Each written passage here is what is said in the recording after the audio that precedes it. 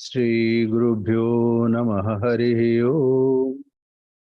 Sahana Bhavatu Sahano Bhunaktu Sahaviryam Karvavahai Tejasvinavadhitamastu ma vidvishavahai. Om Shanti Shanti Shanti Harihi Om. Asato ma Sadgamaya Tamaso ma Jyotirgamaya Mrityurma Amritam Gamaya Aviravirmayedhi. Om Shanti Shanti Shanti Harihi Om. Tava Kathamritam Tapta Jivanam Kavibhiriditam Kalmashapaham Shravanamangalam Srimadatam Bhuvi Grananti Bhurida Jana. Let we be protected. Let we be nourished. Let we strive with energy and vigor. Let our study be enlightening and not give rise to hostility. Om peace, peace, peace. Lead us to truth and not to untruth. Lead us to enlightenment and not ignorance. Lead us to immortality and not to death. Let the self-manifest Atman grow in me. Om peace, peace, peace. Your nectar-like words and warm and inspiring life stories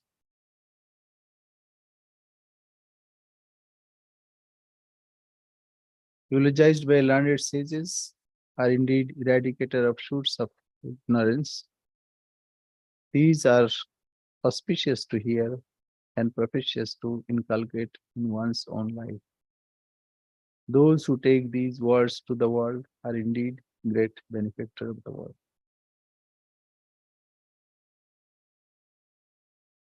When we talk about God and his divine manifestation, there is no end of it. Though it is the only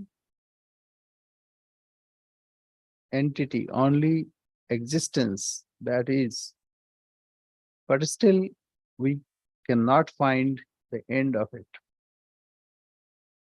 And we know the same story. We read Ramayana, same Rama, same Lakshmana, Sita, but that gives us joy. So in fact, these are various efforts, but difficult to understand. We understand worldly things. What if we add this to my property, or if someone takes away something, how to manage taxes, etc. All these are familiar to us. But whatever is closest to us, we fail to understand this. Even Bhagavan says that even great sages, they have not understood me. Asito devalo vyaso swam. Even in Bhagavad Gita, we find that for 6 chapters, in 6 chapters, he explains what he is, what is his real nature. Bhagavan says, Aham sarvasya prabhava. Everything comes from me. I am the origin of everything. And me, everything evolves. Thus thinking, the wise worship me with loving consciousness. And not only that, before that he says that even 7 rishis and 4 manus, although they have originated from me, but they do not understand. They do not understand me.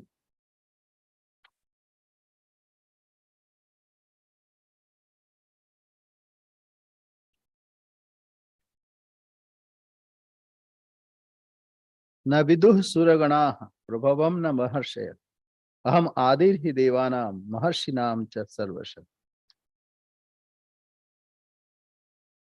He says, neither the hosts of devas nor the great rishis know my origin.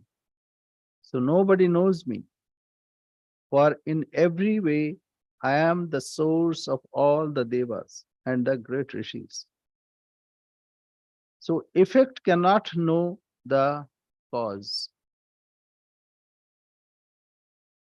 Therefore, whatever is being created or which has been created by God, they cannot understand. Therefore, not only understand, they do not know. Knowledge means when we objectify, we know something. So, yo mam ajam anadim cha vetti loka maheshwaram. So, who knows me that I am aja, I am unborn, I am without beginning. If a person can know that, then only he attains asammud asamarteshu.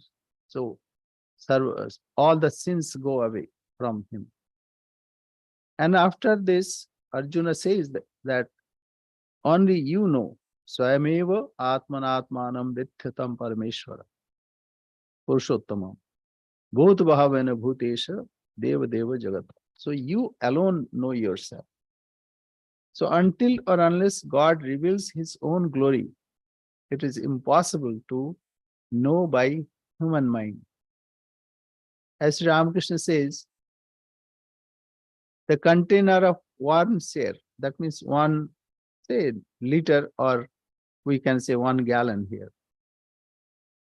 Anything that is 5 gallon, can it come there?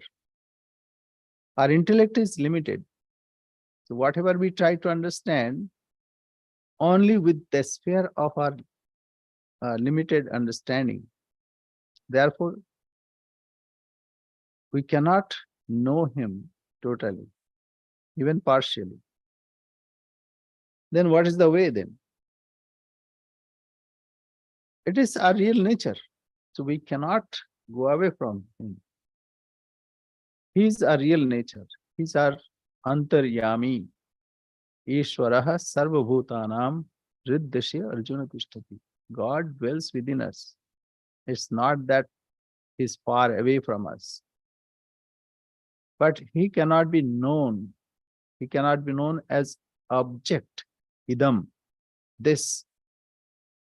He cannot be known as this. So this is why we need to cultivate. And dadami buddhi yogam tam, he Bhagavan says later, I give my real devotees, machittaha madgata pranaha bodhayanta parasparam.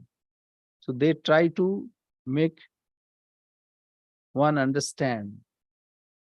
And I give them real knowledge. Dadami buddhi yogam tam. Buddhi yoga, that means whatever is the intellect, pure intellect that unites with me, I give that knowledge to him.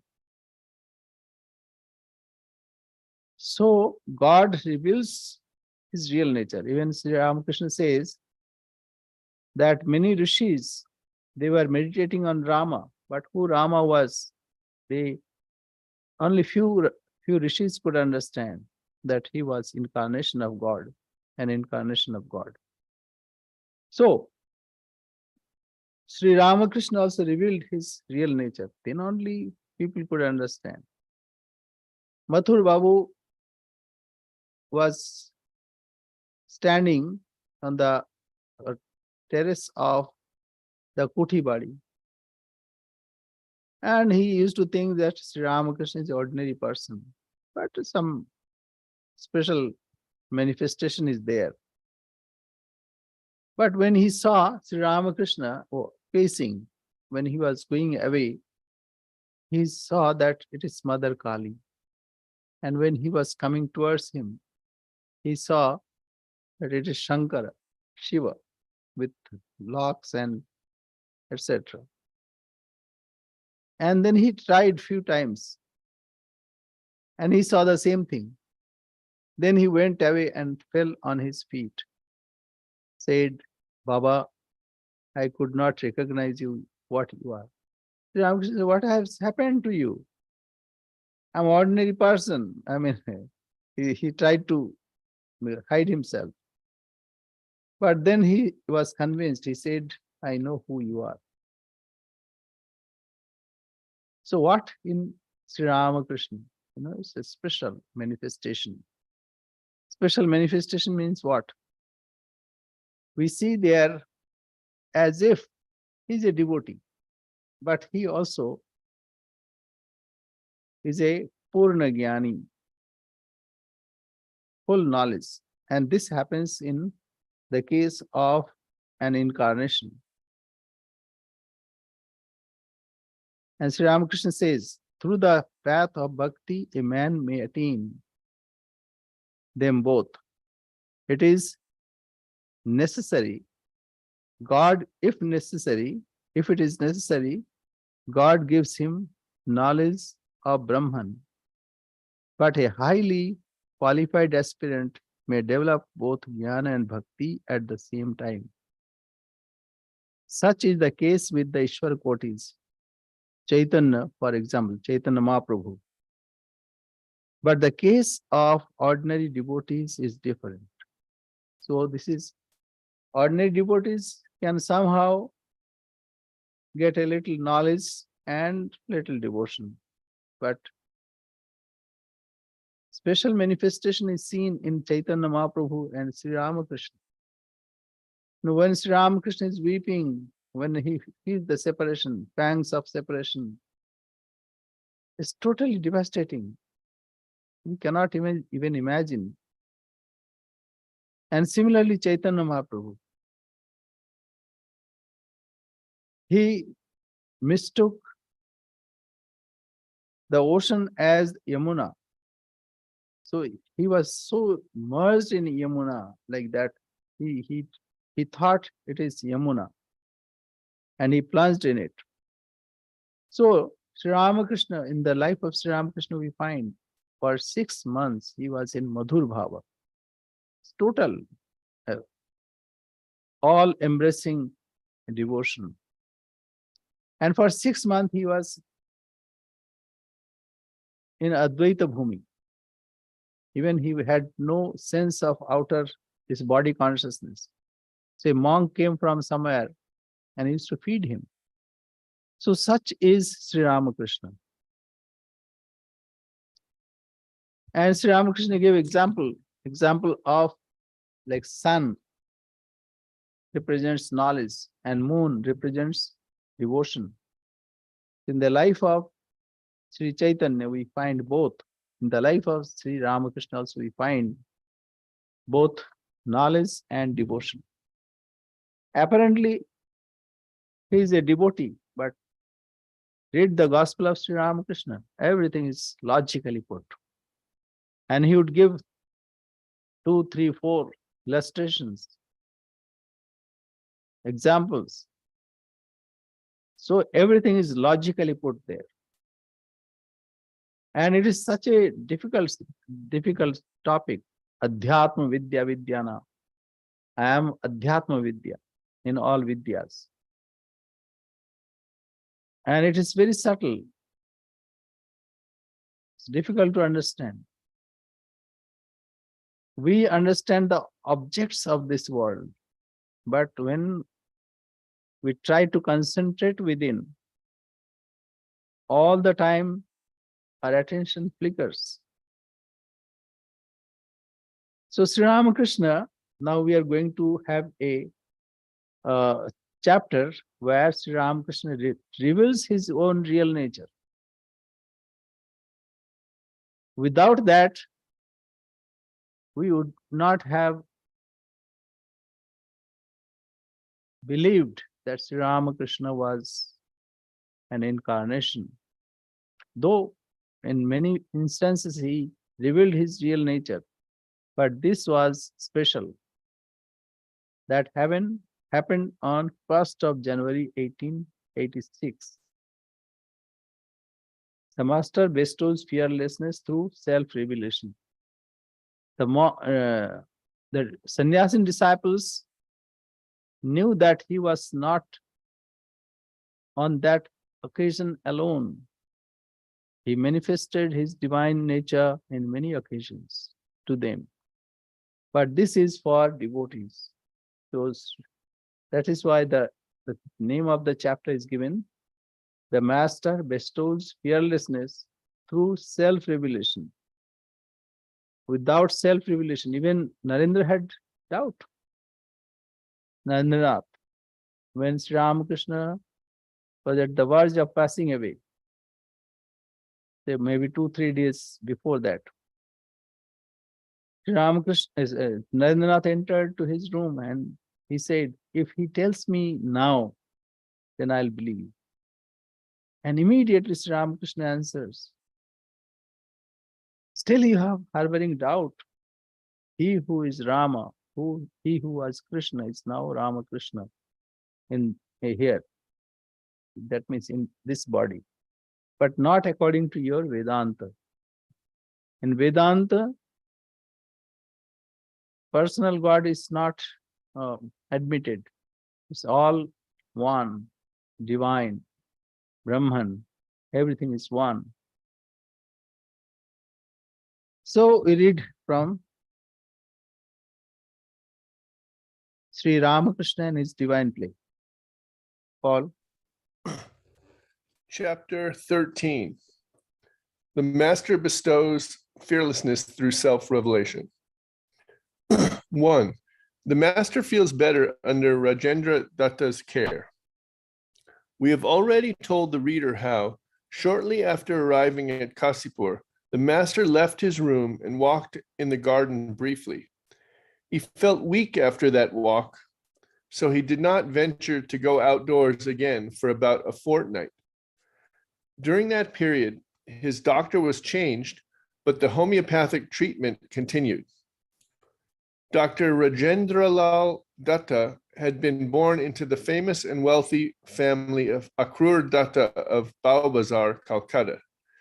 He had worked hard and spent much money for the study and propagation of homeopathy in the city. It was by associating with him that Dr. Mahendralal Sarkar had realized the success and usefulness of homeopathy and had started to practice with that system of medicine. Rajendra learned of the Master's illness by word of mouth and thought that if he could cure the Master, the reputation of homeopathy would be established among many people. So after much thought and study, he selected a specific medicine for the Master's disease. He was acquainted with Atul, Girish's brother. So far as we remember, Dr. Datta met with Atul around this time and abruptly inquired about the Master's illness. He expressed his desire to treat the Master and said, "Please tell Mahendra that after careful consideration, I have selected a medicine and I expect a good result from it. If he agrees, I'm willing to try it." When Atul reported this to the devotees and Dr. Sarkar, no one objected. A few days later, Dr. Rajendra Datta came to see the Master, and after listening to the whole history of his disease, he prescribed Lycopodium 200. This produced good results in the Master for more than a fortnight. The devotees thought that the Master might soon be free from disease and as strong as before. So hope all know about homeopathy. That present system that we see generally, that's called allopathy. Homeopathy is a special kind of treatment started by Dr. Hahnemann. He was in Germany and he saw that if a medicine is applied, certain symptoms appears. If there is some similar symptoms, signs and symptoms, then the same medicine will work. So it is called the theory of similia, similibus, and currens. So this way he started this, and there is potency, various like Lycopodium 200, similarly million. They have diluting thing, and they are very powerful. What they do, like mother tincture, then taken into the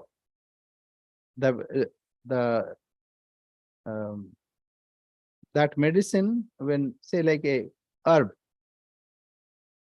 the mother tincture of that herb added with alcohol, and they mixture it. This way it is one. Similarly 200 times, similarly 1,000,000 times they do. So that is very powerful. And homeopathy is very prevalent in India, and especially that time, Dr. Rajendra Sarkar was an allopathic doctor, but when he saw that allopathic medicine, it just covers up the symptoms. If you have headache, then the nerve is numbed. So this way, the symptoms will not be there, and you won't feel. But the cause is not cured. Whereas homeopathy tries to cure the cause. So this is the difference between allopathy and homeopathy. Anyway, here he prescribed that medicine, and they thought, because that time there was no cure for cancer. Even today, there is no cure for cancer. Only maybe some way like surgical intervention. They try to remove that particular area, and also they try not to spread that disease any further. So some medicines are used. Anyway, yeah, that's not the topic here. Only just mentioning this. So he prescribed Lycopodium 200. Yes. 2. 1 January 1886, an historical event. On 1st January 1886, the master felt better and expressed a desire to walk in the garden for a short while. Because it was a holiday, the householder devotees began arriving at the Kasipur garden after midday, individually and in groups. The master came down from upstairs at 3 p.m. There were more than 30 people talking amongst themselves inside the house and sitting under the trees in the garden. They all stood up reverently and bowed down when they saw him. The master went out through the western door of the hall, descended onto the garden path, and proceeded slowly southward to the gate. The devotees followed him at a little distance. When he reached the midpoint of the path between the house and the gate, the master saw Girish, Ram, Atul, and a few others under a tree on the west side of the path. They bowed down to him and came to him joyfully. Yeah, so all other are description, but one thing is the date, 1st of January 1886. In Ramakrishna Leela, some dates are very important. Say, Swami Vivekananda left this world on July 4th, 4th of July, on the Independence Day of this United States. And Sri Ramakrishna passed away, that is about night of 15th August. That means we can say 16th, say from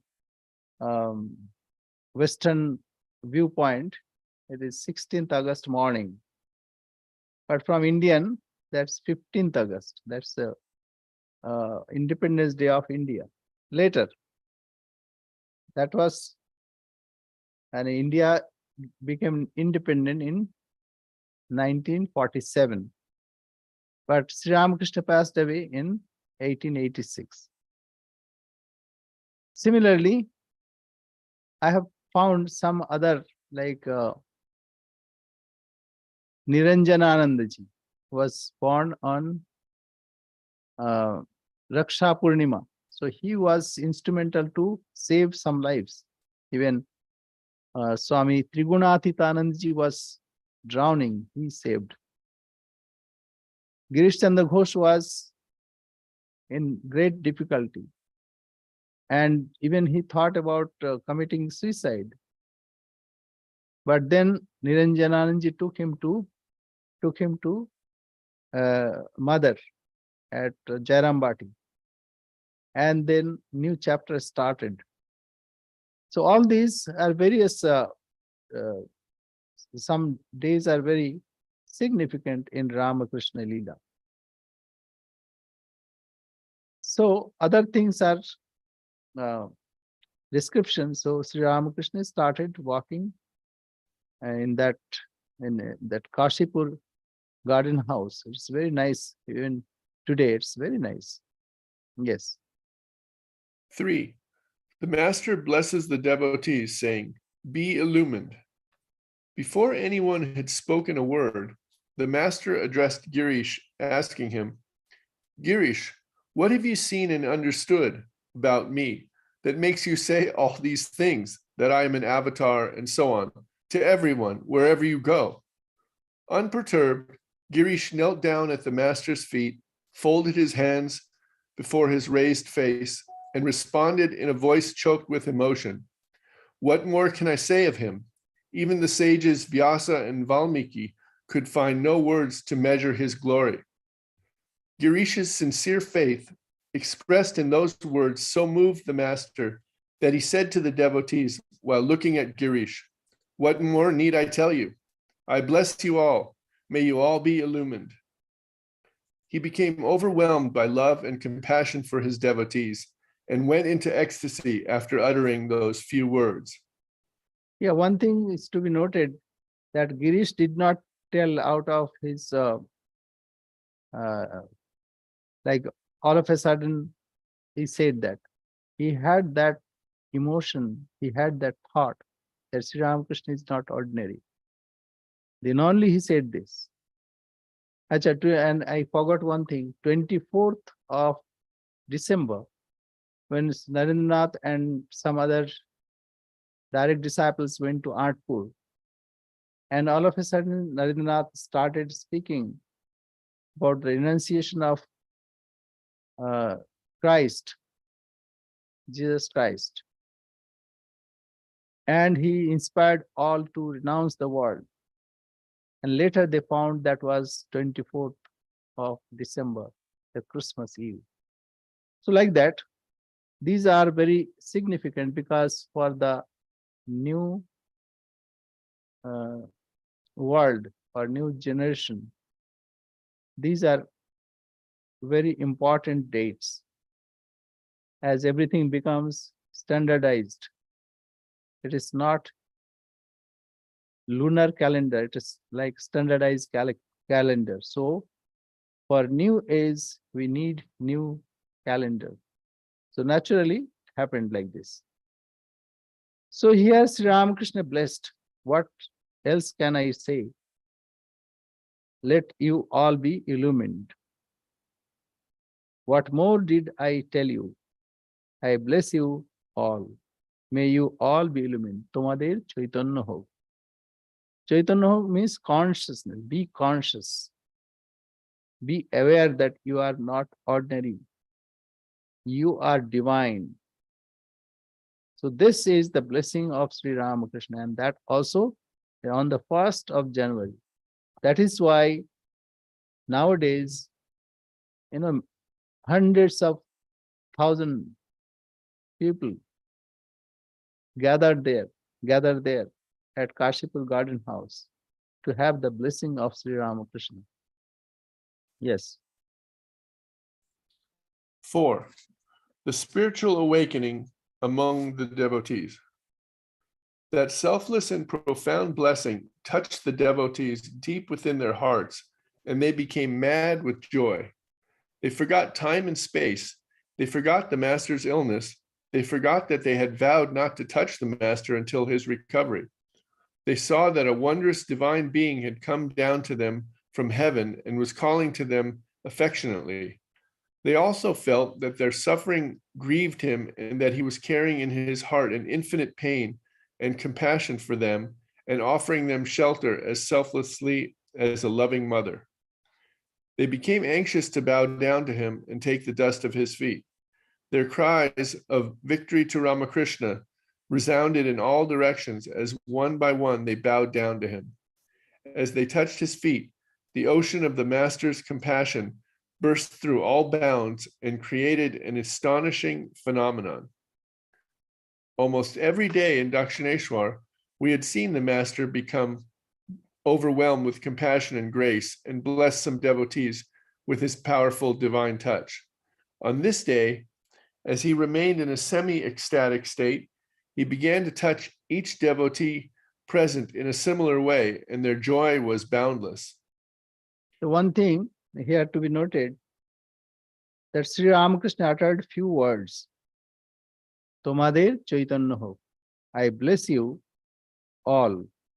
May you all be illumined. Word has power.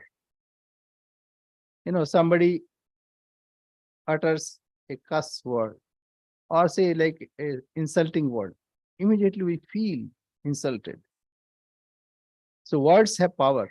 And when there is thought behind it, when child says something, we don't take seriously. But if thought is there behind those powers, those words, that means those words carry a greater power. So when Sri Ramakrishna uttered these words, immediately that effect came and people got illumined. So that is why they were overwhelmed. It is not that emotional charge.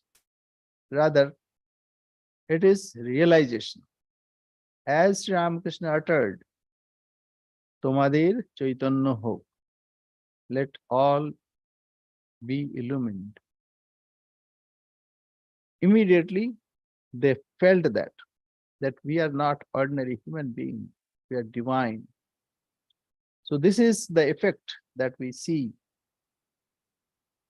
And here, Shardanji says that at Dakshineshwar, he used to be overwhelmed many times. But people did not notice, and those occasions were not for ordinary people, but here it was for devotees. That is why it had such an impact.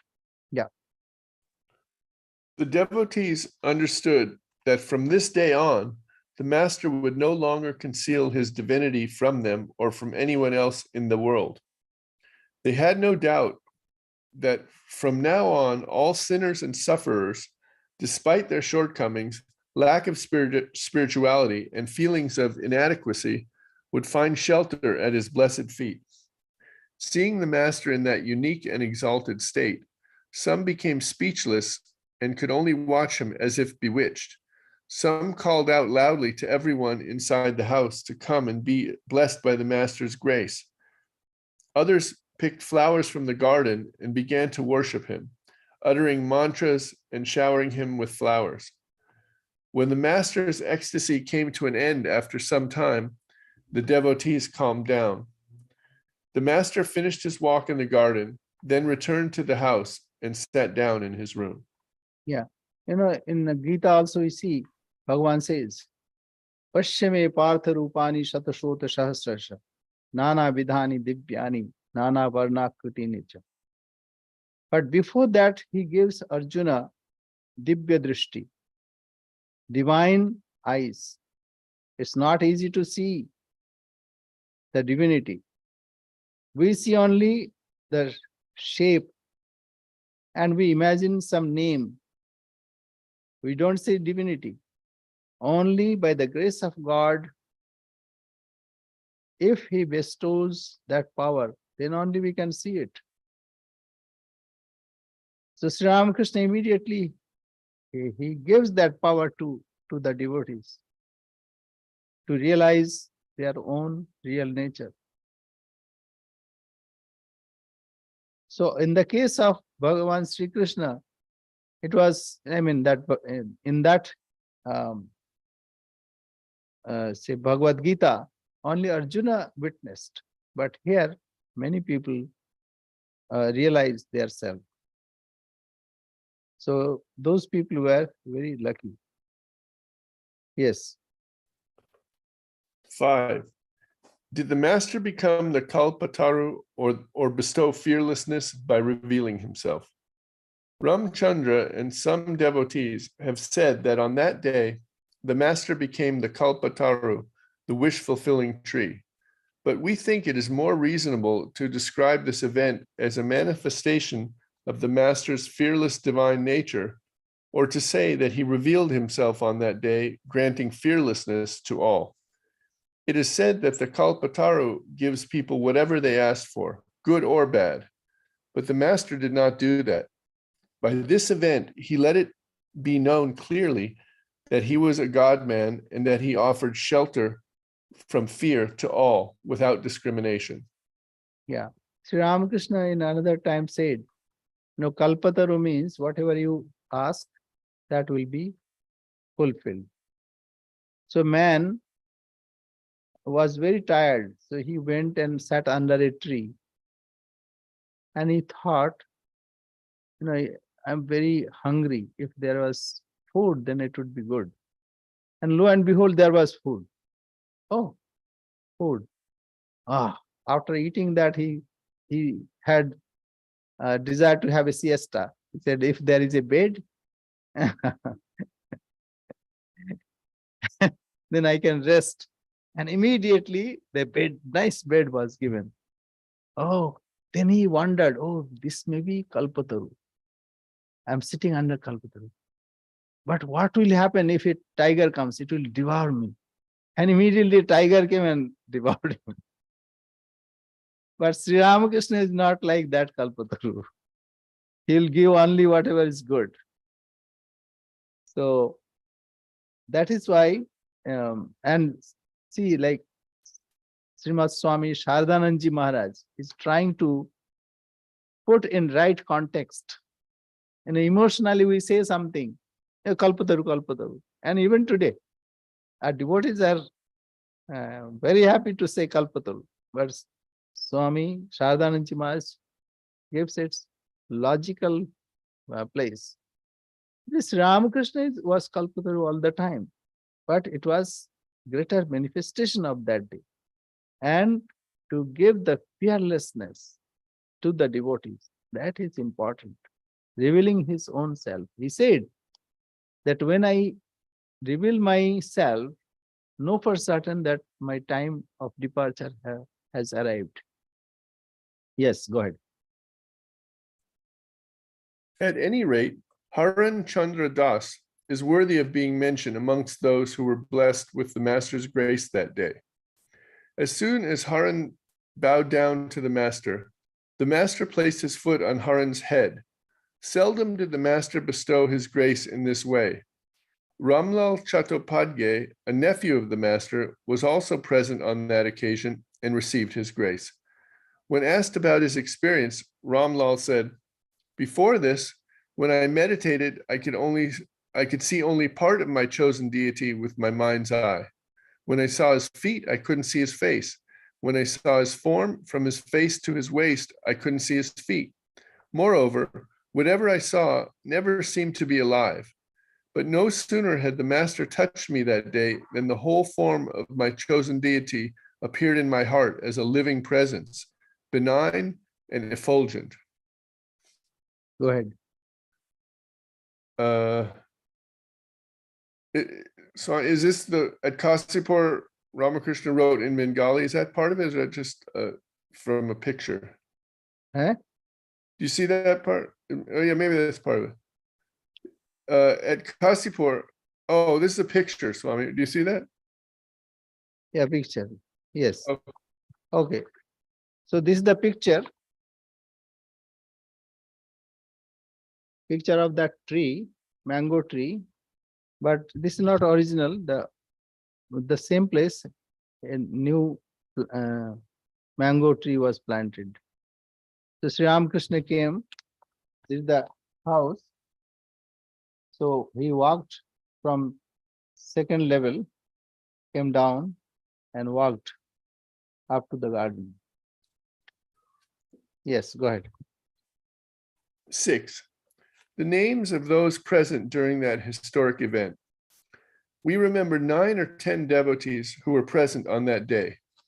Girish, Atul, Ram, Navagopal, Haramohan, Vaikunta, Kishori Roy, Haran, Ramlal, and Akshay. Mahendranath Gupta, the recorder of the Gospel of Sri Ramakrishna, may also have been present. But amazingly, none of the master's would-be monastic disciples were there at the time. The night before, Narendra and some other disciples had been engaged in sadhana in addition to serving the master, so they were tired and were sleeping in their room.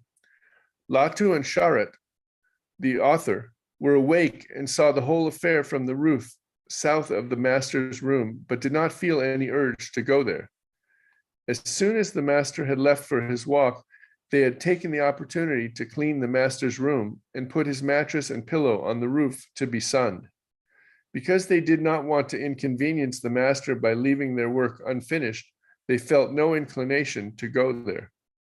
So it is primarily it is for devotees, because the direct disciples, I mean monastic disciples, they were concentrating more on meditation, repetition of name of God, japa, dhyana, and spiritual practices and service of Sri Ramakrishna.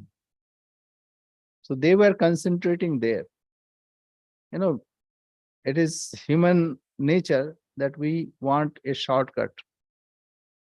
Even later days, Ram and other people used to criticize the monastic disciples that why are you doing so much of tapasya? Sri Ramakrishna gave everything to you. Even to Rakhal also, Swami Brahmanandaji. That why are you doing this tapasya? He has given you everything. So Swami Brahmanandaji would say that yes, he has given us everything, but we are now making our own. So riches are given, but if we don't know how much and where it is lying, so it is like not having it. So those who have no capacity to do that, they want a shortcut. And God also provides, once this was asked, Ramakrishna says, the Amrita says that one lifts the light, that, dhuni, and many people bask it. One cooks and many people eat. So Sri Ramakrishna cooked for us. We are to eat. So this is good. It's not bad. Those who cannot cook, it's fine.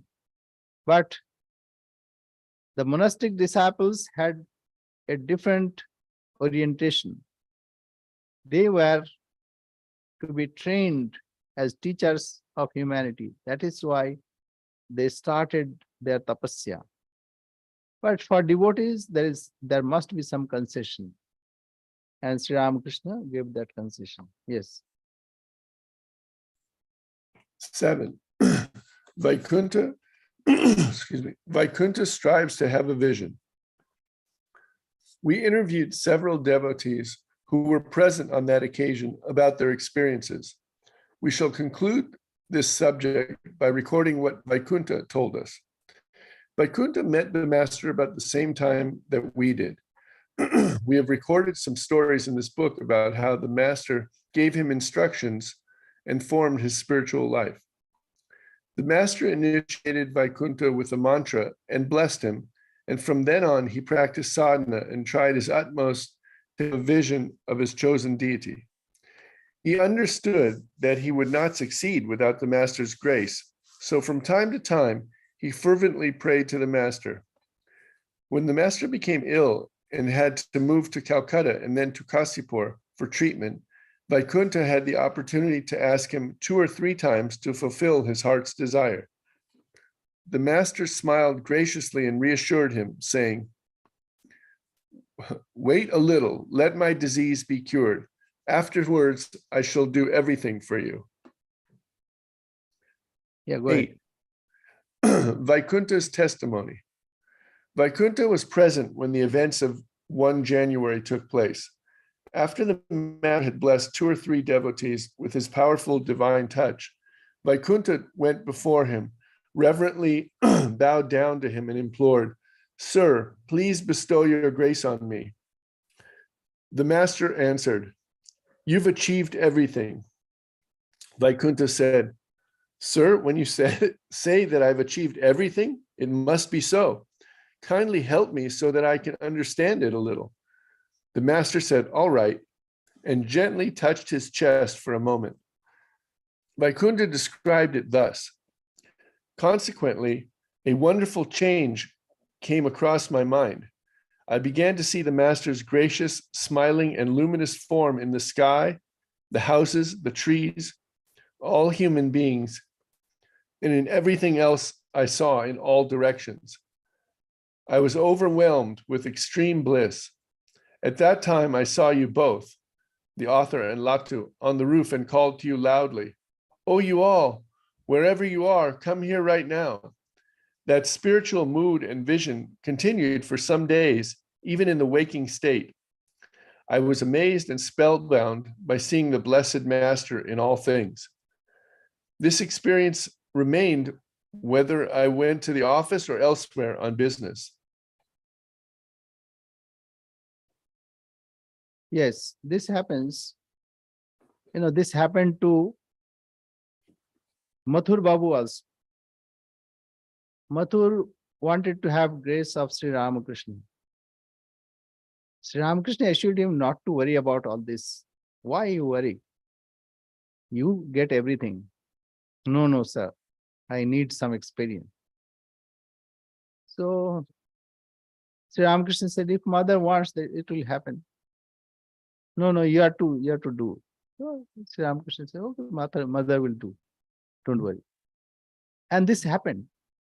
And he was so surcharged with divine emotion and ecstasy that 2-3 days he could not do anything.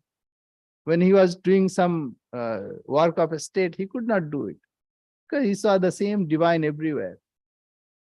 So after 2-3 days, he said, "Sir, I cannot do any work.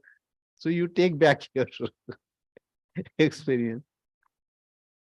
So many people cannot digest it. For that, we need training. Similarly, it happened with Hriday.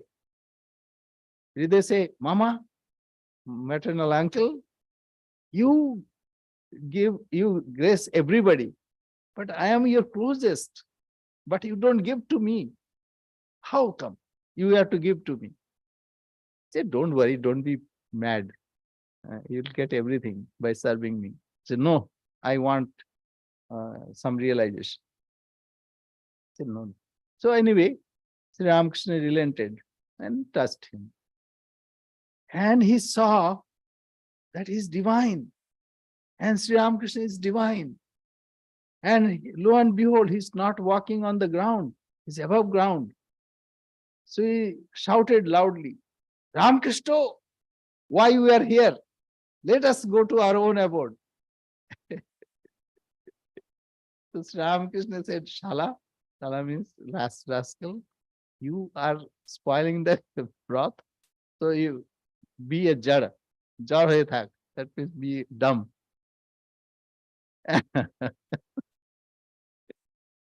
Yeah, took it away. So many people cannot digest it. No, it's not ordinary. And everybody has got his or her uh, own part to play. So if Hriday is also in ecstasy, then who will serve Sri Ramakrishna? So in this world, we are to see the system. Accordingly, we are to perform our duty. So in the case of this, then what happens? Let us listen to. Yes, go ahead. Vaikuntha Sanyal. 9. Spiritual ecstasy cannot be retained without preparation. My work suffered because I couldn't concentrate on my regular duties. When I realized this, I tried unsuccessfully to stop that vision for a while.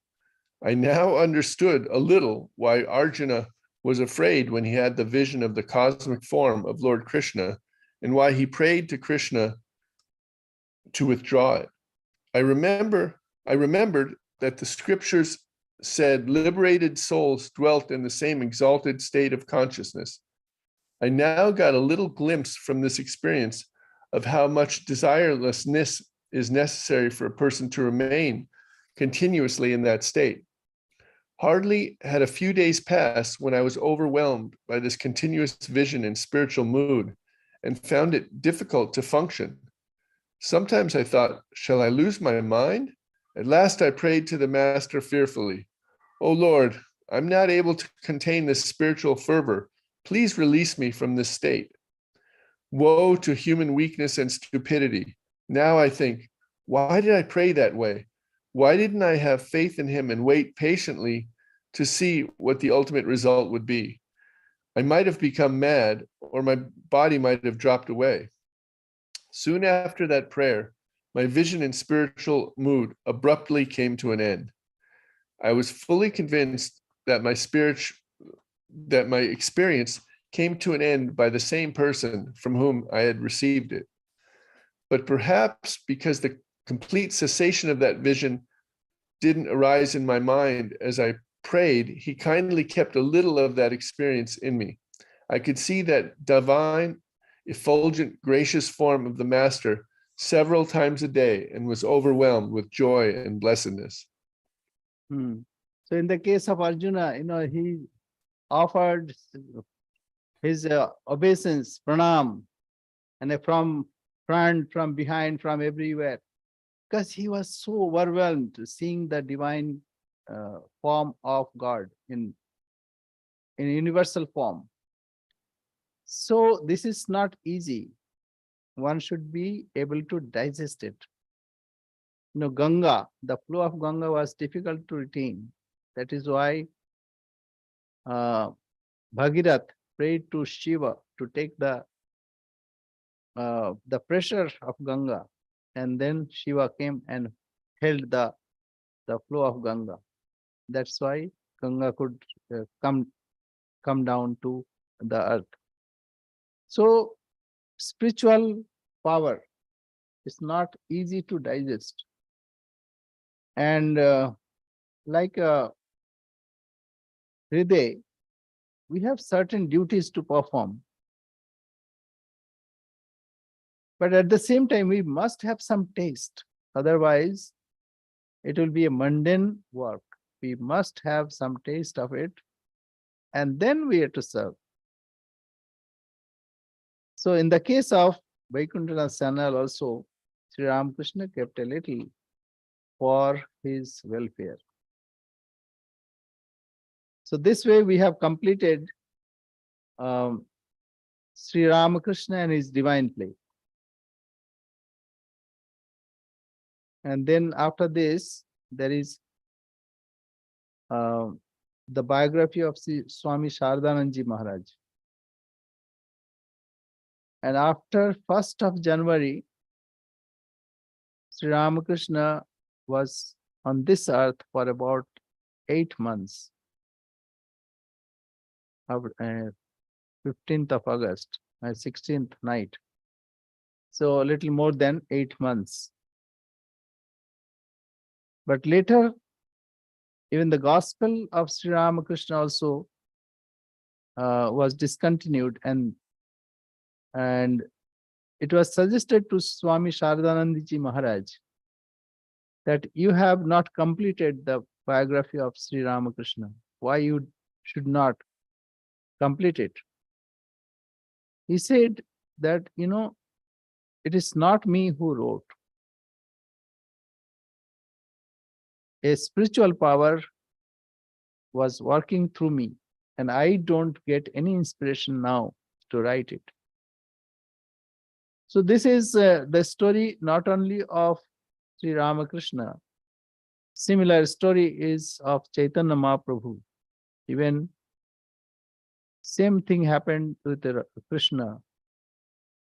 Even Rama also, that Uttar Ramayana later added. It is a mysterious way of God's Leela, divine play, that his appearance, we say, Avirbhav, he appears. But Tirodhan means disappearance, we don't want to see. Even devotees don't want to see. Sri Ramakrishna is present now, here, everywhere.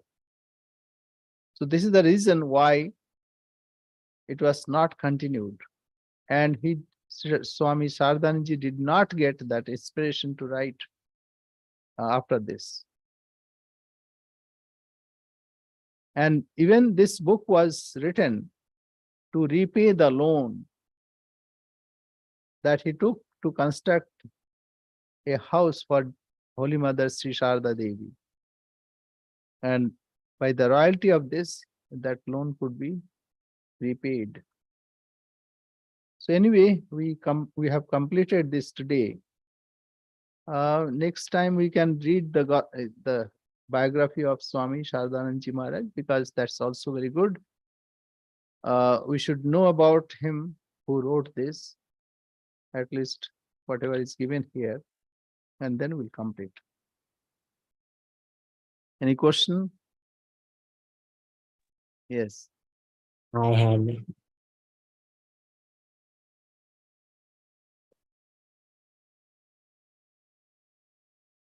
had a question. Ishwar Koti Avatar. Yes. Ishwar, God, God-like. Yes. Like Right. when the incarnation, what happens to the incarnation when he leaves the world?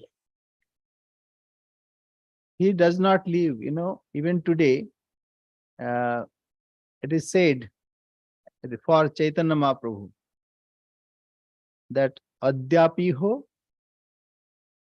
Karen Lila Gora Rai Kono Kono Bhagyavani Dekhibare Pai. That means even today, Chaitanya Mahaprabhu is doing his Leela. And only a few who are very fortunate, they can witness that. In devotion, there is no end. It's not, it's Nitya Shyam Nitya Dham. So Sri Krishna did not die. Even today, Sri Krishna is seen. Sri Ramakrishna is also seen. When Sri Ramakrishna passed away, Holy Mother wanted to remove all the, in India, ladies were some signs and symptoms who have their husband alive. So Holy Mother wanted to remove those signs, like sindoor, and then they have some ornaments. They also want to remove, and they don't wear color sari, colored cloth. Then Sri Ramakrishna appeared before Mother, said, "Have I died? I have gone from this house to the other. that you are removing, and you cannot remove because you are Lakshmi. If you remove, then that the auspiciousness and also the rich, I mean this the plentiness will go away. Lakshmi, because you are Lakshmi, so don't remove. So Holy Mother kept those signs, though villagers, they started talking about it, that she did not mind. Only what she did, like the dhoti, that sari, it was wide bordered, she made it smaller, just to appease villagers. And we also don't want to see that way, that Holy Mother should be like that, like Vidhava.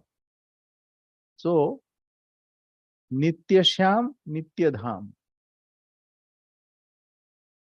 What did you ask? You tell me. When they leave, when incarnations leave, then What happens to them? what happens to them? Okay. They are not ordinary, like human being. From what happens to us, like ordinary human being. They have many desires. So to fulfill those desires, they take various incarnations in reincarnation. So say like A. So he has some desires to fulfill that. That's called prarabdha karma. Sanchita karma. Prarabdha karma means whatever is being fulfilled, like this birth, whatever prarabdha karma is being fulfilled. So it is a current account. So if I have something accumulated, similarly, maybe say 10 kinds of forces are working. Whatever is the resultant force, that will work. So they go from one birth to another. But incarnation has no desire of his own. See, that's why Sri Krishna said in Bhagavad Gita, Bahuni me vetitani janmani tavacharjuna, tanyaham vetha sar, veda sarvam, natvam vetha parantap. We had many births. I know them all, but you do not know. And when he said, how can I know that you told this to Vivaswan? Aparo bhavata janma param janma vivasvata. Kathametad vijaniyam tamadav praktavaniti. And Sri Krishna starts 4th chapter that I told this knowledge to Vivaswan, and then this. So he enumerated the source. So Arjuna doubted. How can you tell that? Your birth was later, and they were born before you. Then Sri Krishna said that it is not that we are born now, only now. We were born many times. But I know them all, but you don't know. So incarnations, they have their full knowledge. They are not bound people. So they are not like born again. But Sri Ramakrishna said, I'll be born again because I have kept a little of desire. And it's for Loka Sangrahartham. And in that 4th chapter, Bhagavan says, Ajopi san abhyatma, bhutanam ishwaropi san, prakritim swam avashthabhya. That I take the hold of prakriti and sambhavami atmamaya, and I create myself. So it is his creation, he creates and he departs from this. So he stops. That's why this Leela is not temporary, it is eternal. This goes on. So he only takes away the physical appearance. Why he takes away? Because otherwise he cannot do in a bigger way. Says Swami Vivekananda. Swami Vivekananda appeared before Turiyanandaji, or there was like oracle that Hari Bhai, I have spitted out my body so that I can, and Swamiji said also, like I'll leave this body so that I can walk through many, through all. So this is, incarnations come and he invokes this divinity within us. And he does not disappear. He does not take another birth, but he remains in that state. That means it is for the help of devotees. It is difficult to understand, but you can say that like this way. Like a mother appears and tells a child, okay, do this. Okay, I'll tell you a story that will clarify. A boy, and his parents used to take that boy to the grandparent of that boy and stay there for about 1 or 2 weeks, and then they come back. So this happened for a few years. After that, said, now boy is now grown up, say about 12 years. So he said, now no need of you. I can go myself. Oh, is it? Okay. But the difficulty, you'll feel loneliness. Say, no problem. You just buy me a ticket. I'll sit down in the train and I'll reach my destination. So then he was insistent. So both the parents admitted, okay, fine, no problem. So on the appointed day, a ticket was bought and the ticket was given, and he was seated in the compartment, and father, came outside and he instructed him again and again what to do if there is a problem, what to do. And then what he did, he handed over an envelope and he said, don't open now. If you have any difficulty, just open. He said, okay. So boy, first he was looking at outside and it's very nice and enjoying. And one station, two station, and now after a few stations, a fierce looking man came and he sat in front of him. Now boy was a bit afraid. I'm alone. What will happen? So he was very much afraid, and then what to do? Oh, then he remembered. And he said, oh, my father told me to open the envelope. So he opened the envelope. And on a paper it was written, don't be afraid. I am in the next compartment. So don't worry. So the boy was now happy. Now, though he was feeling loneliness, but he knew that father is not gone away. He's there. You understand now? Akshay? Yes. So our father is following us. He has not disappeared. He's just in the next compartment. Just you have to go there or call him. He'll come there. So he does not disappear. He does not take another body. Right? Thank you. Yeah. Well, very good question. Very nice. Thank you.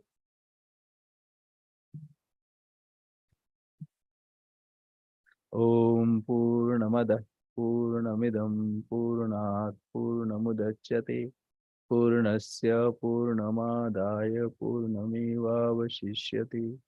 Om Shanti Shanti Shanti. Hari Om Tatsat. Sri Ramakrishna Arpanamastu. In Bengali, there is a song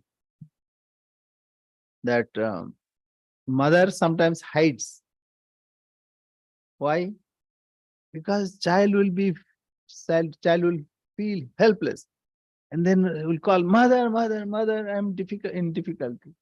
So mother wants to know this mother's, that call of mother. That gives her joy. So incarnations are also like that.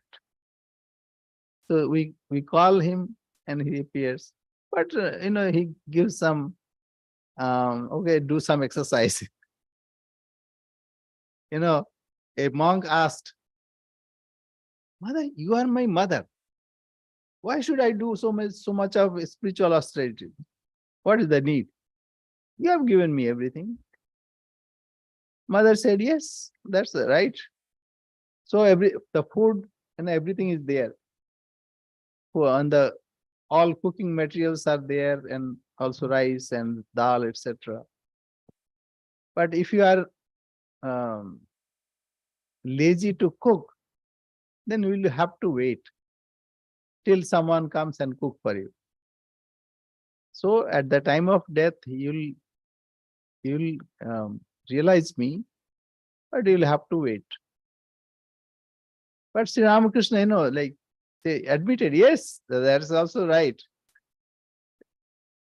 Sri Ramakrishna said, yes, by the grace, everything happens. Only one should seek that grace. Right? Very good. Thank you. Thank you. Pranam Maharaj. Namaskar. Pranam Maharaj. Thank you. Namaste, Hari Om. Pranam Swamiji. Namaste.